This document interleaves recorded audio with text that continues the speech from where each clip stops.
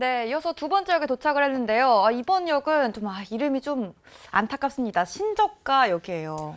네, 속상합니다. 네. 막 어디다 울분을 토할 수도 없고 그러니까요. 욕을 할 수도 없고. 우리 투자자분들 중에도 속상하신 분들 정말 많을 것 같은데 네. 일단 신저가의 출발. 저희 오늘 또 GS그룹과 CJ그룹이 부진에 부진을 좀 거듭하는 모습인데 네. GS그룹 같은 경우는 좀 건설 이슈가 또 있었잖아요. 부실공사 이슈 이런 게 있었거든요. 네. 각각 이 그룹들이 왜 이렇게 좀 하락 흐름에서 부진한 흐름에서 빠져나가지 못하고 있는 건지 궁금합니다. 네, 일단 GS건설은 주가를 떠나서 네. 그냥 혹시 앞으로도 이제 집을 살 계획이 있으시잖아요. 그쵸. 네, 근데 그걸 지금까지 이제 관행적으로 이렇게 나왔다는 것 자체가 너무 통탄스럽고 그러니까요. 너무 건설업계 자체에 대한 여러 가지 변화가 이건 너무했다라는 생각이 드는 거죠. 그래서 어떻게 보면 터질 게 터지긴 시작했는데 보니까 건설 과정에서 나오는 여러 가지 변화가 다 부실이었다. 이거는 다요? 이거는 진짜 뭘 떠나서 주가를 떠나서 정말 잘못한 일입니다. 그게 이제 주가에 반영되는 과정이라고 봐야 되겠죠. 네. 근데 그런 과정이 나오는데 더 중요한 거는 이제 아시는 것처럼 이제 주차장 붕괴 사고만 해서 자세히 조사를 해봤더니 철근 들어갈게 그러니까요. 10개 중에 1개밖에 안 들어갔더라. 이게 무슨 죄송합니다. 네, 말이 되는 그러니까요. 일입니까? 근데 이게 진짜 안전에 관련된 거니까 이렇게 그렇죠. 화내실만 해요. 이렇게 되다 보니까 당연히 그래도 자이라는 브랜드를 쓰는 GS건설이 라고 하는 실망감이 엄청 커지는 거죠. 이렇게 되기 시작하게 되면 물론 이제 들어가는 비용들 당연히 있을 겁니다. 지금 거기 들어갔던 건 다시 전면 재시공을 하다 보니까 부수고 다시 폐기시키고 새로 짓고 비용이 얼마나 들어가겠습니까? 게다가 또 지금은 공사비가 많이 올랐어요. 인플레이션 시대다 보니까 예상한 것보다 더 들어가겠죠. 더 중요한 거는 자이란 브랜드는 이제 앞으로 건설사 너네 아파트 이번에 새로 샀다던데 근데 우리 자이야. 야 괜찮아. 조심해. 이렇게 나오기 시작하는 거죠. 브랜드 가치가 많이 떨어집니다. 아. 이것도 또 하나의 충격이겠죠. 네. 그렇게 되면은 이걸 바라보는 이제 그룹사 입장 쪽에서 저쪽이 그렇게 돈이 많이 들어갈 텐데 괜찮을까라고 하는 그룹 리스크가 점점 퍼지기 시작하는 거죠. 이것도 하나의 그러다 보니까 항상 지주사인 GS가 또 흔들리고 이런 과정이 나오는 게 어떻게 보면 자회사 리스크가 또 커지는 거의 하나라고 봐야 될 것 같습니다. 그럼 CJ그룹도 오늘 또 계속해서 하락세를 보이는데 이유가 뭔가요? 그건 자구일은 하면 하락하네요. CJ 쪽은. 그러니까요. 네. 계속 하락하고 있어서. 근데 이것도 문제가 좀 심하죠. 그러니까 CJ CGV가 어차피 이제 리오프닝이 됐는데 제대로 작동을 못 합니다. 영화관 가시나요? 네, 근데 제가 최근에 CGV 갔을 때는 네. 밤인데도 사람이 많았어서 네. 주가가 왜 이렇게 빠지나 이 생각을 했거든요. 그 영화관 제외. 제외. 네, 그 강남에 있는 그 영화관 제외. 강남. 네. 하여튼간 그쪽은 그럴 수는 있겠죠. 그럴 수 네네. 있는데 그 시간대만 바글바글한 거예요 또. 근데 리오프닝이 되면서 나왔었을 네네. 때 가장 중요한 게 그러면 이제 본격적으로 살 수 있겠구나라고 보는데 사람들이 안 갑니다. 안 가기 시작하면서 또 이번에 천만 또 범죄도시 C3가 나왔다고 하더라도 순이익에 지대한 영향을 못 미치는 상황들이 되는 거죠. 꾸준히 잘해야 되는데 그러다 보니까 증자를 또 해야 됩니다.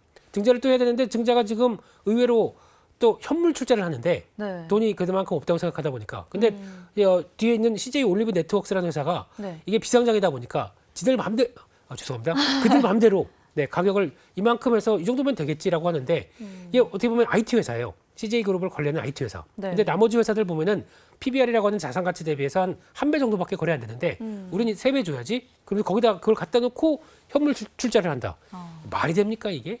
그러네요. 그러니까 실망이 큰 거죠. 그런 쪽에서 CJ그룹 종반적으로 이렇게 하락하는 모습들이 신뢰를 못 줬다라는 관점 쪽에서 나온다고 봐야 될 것 같습니다. 네, 그럼 GS그룹과 CJ그룹은 진짜 어쩔 수 없이 이런 이슈가 주가 하락에 반영이 될 수밖에 없는 그런 좀 치명적인 이야기들이 있었던 것 같고요. 네. 최근에 어쨌든 국내 증시가 계속 지수 자체도 좀 부진한 상황이잖아요. 네. 그러면서 신저가 종목들이 오늘장에서도 좀 속출을 했습니다. 맞습니다. 국내 증시의 이런 조정 국면 좀 언제까지 갈까요? 차별화입니다.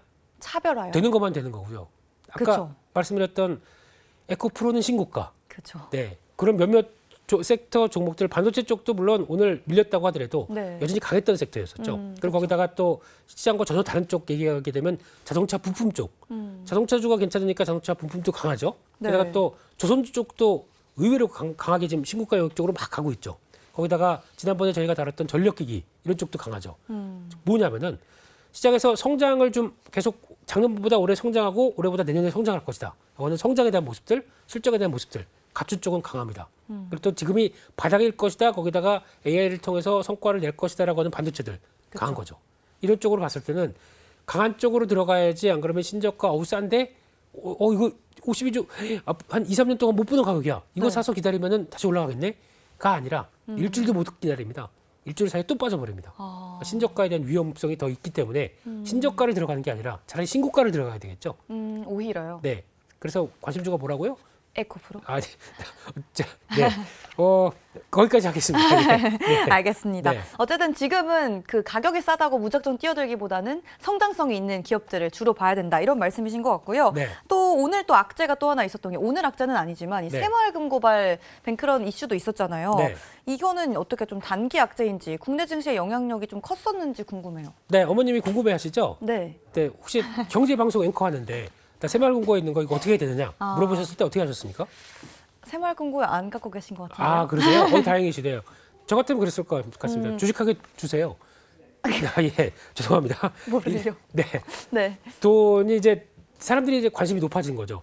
부실하다고 하는데 지금 연체율이 2배 올랐습니다. 그 사이에. 네네. 그래서 6%대까지 올랐다는 얘기는 되게 불안감이 좀 커지는 상황들인데 그러다 보니까 돈을 빼고 있죠. 네. 이런 상황들이 이제 뱅크런 사태가 나오면서 이게 좀 사회 전반적인 리스크로 가느냐 하는 쪽인데 저희가 보통 어려운 말로 시스템 리스크라고 합니다. 네. 이걸로 갈 확률은 거의 없습니다. 왜냐면 뒤에 그래요? 정부가 있기 때문에 그와 관련돼서 봤을 때는 아마 정부가 즉각적으로 어떤 불안감을 잠재우려고 해줄 겁니다. 할 겁니다. 네. 근데 거기서 작년에는 또 7% 준다고 막 달려가다가 이거 이상해 그러고 또 푹 빠지고 좀 그렇잖아요. 근데 예금자보호법 한도 쪽에서는 너무 민감하게 움직일 필요는 없지 않나라고 생각은 들고 있습니다. 정부가 실제로 그 행안부 차관이 네. 새마을금고에 예금을 들었대요. 안전한테 들었잖아요. 네. 죄송합니다. 다른 건가요? 네, 부실 이슈와는 네, 그 몇몇 또 금고 자체적으로도 네네. 좀 리스크가 있다고 하는 쪽들은 좀 있긴 있습니다. 거기는 안 가셨잖아요. 네? 그렇죠. 네, 네, 그렇습니다. 맞아요. 예, 예. 맞습니다. 네.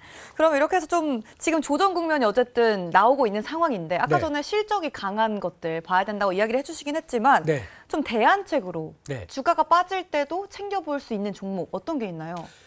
현금도 종목입니다. 오, 그렇죠? 좀 신박한 생각인데요. 원래 현금도 그렇게 종목. 현금도 원래 종목입니다. 그런 거예요? 네. 지금같이 시장 불안할 때 네. 이럴 때 그냥 아까 신저가 있던 종목들 막 사지 마시고요. 오히려 차라리 그냥 갖고 있다가 시장으로 보셔서 안정됐을 때 네. 지금 주도 섹터가 어디라고 말씀드렸죠? 반도체, 2차 전지.